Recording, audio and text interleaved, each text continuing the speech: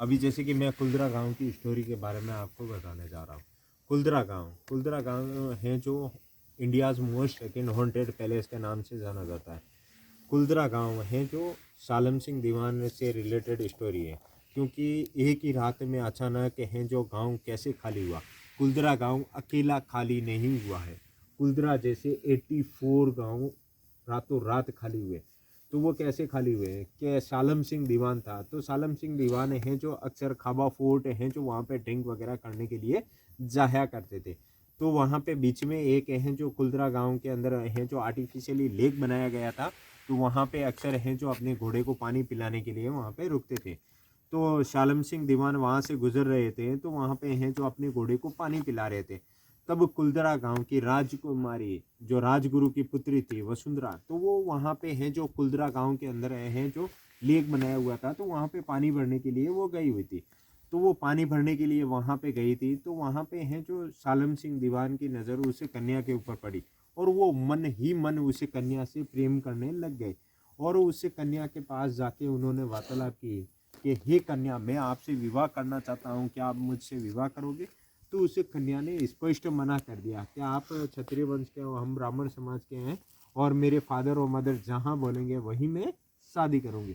तो वो कन्या रिटर्न बैक है जो अपने घर आ जाती है। तो वहाँ पे सालम सिंह दीवान है जो राजगुरु के पास आते हैं और राजगुरु के पास आने के बाद वो वार्तालाप करते हैं, हे राजगुरु, मैं आपकी पुत्री से विवाह करना चाहता हूँ, क्या आप मुझे स्वीकृति दोगे?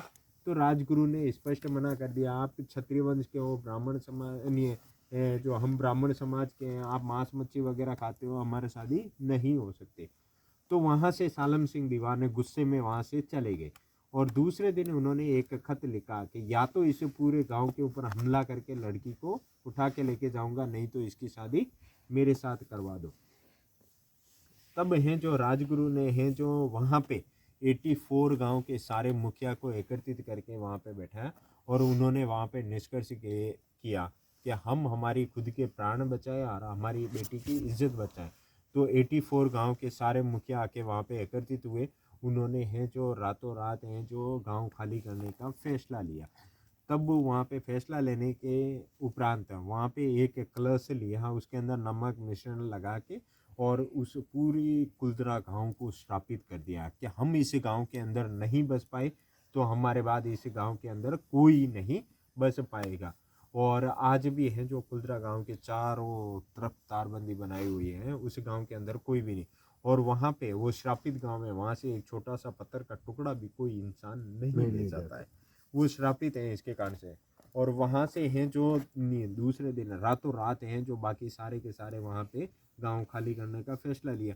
बाकी वहाँ पे जो बुजुर्ग इंसान थे जो इस गांव को खाली करके नहीं जाना चाहते थे, वो लोग वहीं पे हैं जो अपने प्राण देने के लिए त्याग उठे। तो उन्होंने कहा कि हम हैं जो ये गांव खाली करके नहीं जाएंगे, हम यहीं रहेंगे और हम लड़ाई करेंगे। तो उन्होंने कहा कि आपको राजा हैं जो आपके ऊपर सालम सिंह दीवान अत्याचार करेगा, आप हैं जो हमारे बारे में विवरण बता दोगे कि हम कहाँ गए हैं, किस जगह गए हैं। तो उन्होंने कहा कि ऐसा नहीं होगा। तो उन्होंने अपने आपस में है जो कसम दिलवाई।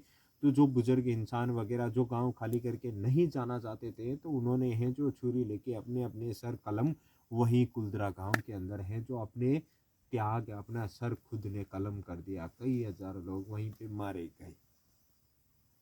उसके बाद आज भी कहा जाता है कि उन लोगों की रूह वहाँ पे दौड़ती है। अपने पास वहाँ पे आप खड़े रहते हो तो वहाँ पे किसी इंसान का मौजूद होना आपको दिखाई देता है कि अपने पास किसी इंसान का साया वगैरह महसूस होता है। और वहाँ पे है जो मार्केट की चाह जो या फिर है जो हम मतलब मार्केट या किसी इंसान का महसूस होना और एक अजीब सा रिएक्टेड वहाँ पे होता है। और यहाँ पे कई सारी टीम आ चुकी है, न्यूजीलैंड से, थाईलैंड से और ऑस्ट्रेलिया से, सारी टीम वगैरह यहाँ पे आके उन्होंने निष्कर्ष किया। और वहाँ पे महसूस हुआ कि हाँ, यहाँ पे कुछ तो सेंसिटिव वगैरह एक्टिविशन हुए और यहाँ पे कुछ न कुछ तो हलचल वगैरह है। जैसे कि मैंने भी कभी सारे कुल्दरा के अंदर हैं जो शूट वगैरह करवा चुके हैं। जैसे कि कालो फिल्म वगैरह शूटिंग मैंने करवाई थी, वहाँ पे जनरेटर हैं। उसके अलावा बंद जनरेटर के अंदर अचानक से आग लग जाना, मैंने खुद ने कुल्दरा के अंदर जो वीडियो बनाया है यूट्यूब के अंदर, तो वहाँ पे मैंने नाइट शूट किया था।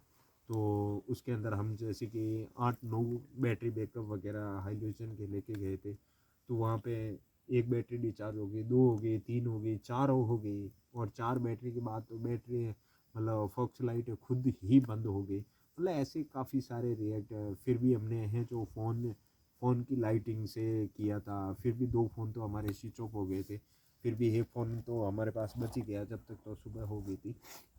तो ऐसे काफ़ी सारे। और दूसरा ये चीज़ है, कुल्दरा गांव खाली होने के बाद जो पालीवाल समाज के लोग थे वो यहाँ से कहाँ गए? वो यहाँ पे जोधपुर से आगे 80 किलोमीटर आगे एक बांडी नदी है, उसके पास जाके उन्होंने डेरा डाला था। और बांडी नदी के पास रहने वाले लोगों को पाली हैं जो पालीवाल समाज के लोग थे, तो वहाँ पे हैं जो पालीवाल प्रजापत थे लोग, और वहाँ पे हैं जो उनको पालीवाल पालीवाल कहते थे। तो इसके कारण से वहाँ पे बांडी नदी के समीप रहने वाले लोगों को पाली कहा जाता है। और वहाँ पे आज पाली यानी इंडिया के अंदर सेकंड टेक्सटाइल इंडस्ट्रीज़ के अंदर सबसे टॉप नंबर पे आती है। और वहाँ पे आज इतना बड़ा मार्केट बन चुका है कि जिसकी कोई करना नहीं है। And thank you, you will be watching this my video.